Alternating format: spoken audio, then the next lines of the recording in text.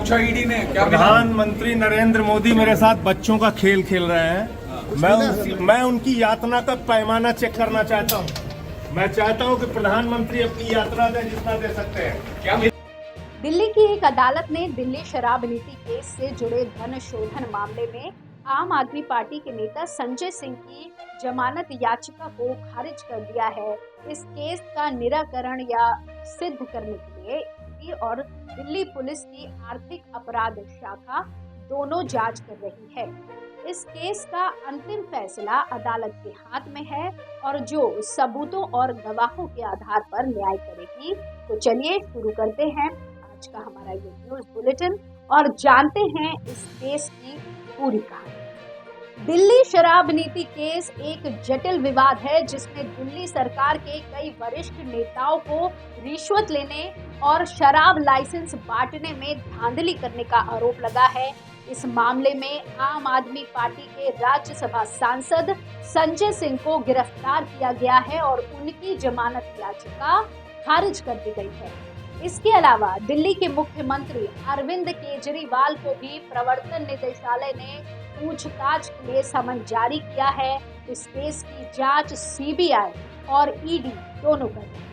2020 में दिल्ली सरकार ने एक नई शराब नीति का प्रस्ताव रखा जिसके तहत दिल्ली को 32 जोन में बांटा गया और प्रत्येक जोन में 27 शराब की दुकानें थी। इस नीति का उद्देश्य शराब माफिया और काला बाजारी को खत्म करना, राजस्व बढ़ाना और उपभोक्ता को सुविधाएं देना और शराब की दुकानों का समान वितरण सुनिश्चित करना था। इसमें सरकार को शराब बेचने के कारोबार से बाहर निकालना मकसद रहा, जिसमें सिर्फ निजी शराब की दुकानें शहर में चलेंगी और प्रत्येक नगर पालिका वार्ड में 2 से 3 दुकानें होंगी। सरकार ने लाइसेंस धारियों के लिए नियमों को भी लचीला बनाया, जैसे कि उन्हें छूट देने और अपनी मर्जी के मुताबिक कीमत तय करने की अनुमति देना, बजाय सरकार द्वारा निर्धारित एमआरपी पर बेचना।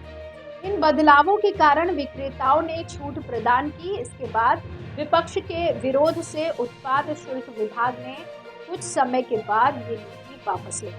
आपको बता दें कि इस नई शराब नीति के लागू होने से दिल्ली सरकार की राजस्व में वृद्धि हुई।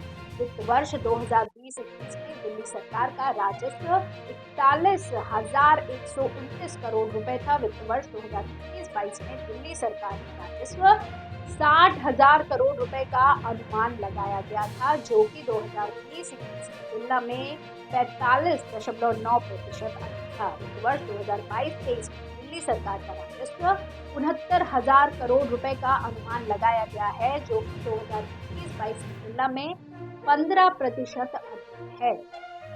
इस केस के प्रभाव से दिल्ली सरकार को बड़ा झटका लगा है। आम आदमी पार्टी के वरिष्ठ नेता और दिल्ली के पूर्व उप मुख्यमंत्री मनीष सिसोदिया को भी इस केस में गिरफ्तार किया गया है। सीबीआई ने उन्हें शराब लाइसेंस बांटने में अनियमितता और लाइसेंस धारियों को छूट देने का आरोप लगाया है। ईडी ने उन्हें धन शोधन और रिश्वत लेने का आरोप लगाया है। उनकी जमानत याचिका अभी तक मंजूर नहीं हुई है। इस केस में दिल्ली पुलिस की आर्थिक अपराध शाखा ने भी छापेमारी की है और कई दस्तावेज और डिजिटल सामग्री जब्त की है। इस केस के खिलाफ विपक्षी दलों ने भी आवाज उठाई है और दिल्ली सरकार को इस्तीफा देने की मांग की है। वे कहते हैं कि दिल्ली सरकार ने शराब नीति के नाम पर जनता को ठगा है और शराब के कारोबार में घोटाला कर रही है। इस पर अरविंद केजरीवाल शासित दिल्ली सरकार ने इस केस को एक राजनीतिक साजिश बताया है और अपने नेताओं का पक्ष लिया है। वे कहते हैं कि उन्होंने शराब नीति में बदलाव करके दिल्ली के लोगों को एक बेहतर और स्वच्छ शराब वितरण करने का कार्य किया है, जिससे राजस्व बढ़ा है और शराब माफिया को खत्म किया है। वे कहते हैं कि उनके नेताओं पर लगाए गए आरोप बेबुनियाद हैं और उन्हें बदनाम करने का एक प्रयास है। वे कहते हैं कि वे अपने नेताओं को न्याय दिलाने के लिए हर संभव कदम उठाएंगे और अदालत में अपनी बात रखेंगे। वैसे इस केस का अंतिम फैसला अभी बाकी है, जिसका इंतजार करना होगा। इस केस का राजनीतिक, सामाजिक और आर्थिक परिप्रेक्ष्य में बहुत महत्व है, क्योंकि ये दिल्ली के शराब उद्योग और शराब के उपभोक्ताओं पर असर डालेगा। इस केस के बारे में आपको क्या लगता है? क्या आपको लगता है कि दिल्ली सरकार ने शराब नीति में बदलाव करके एक अच्छा काम किया है, या वे इसमें भ्रष्टाचार कर रहे हैं? अपनी राय हमें बताएं। ये थी हमारा आज का वीडियो, जिसमें हमने दिल्ली शराब नीति केस के बारे में बात की।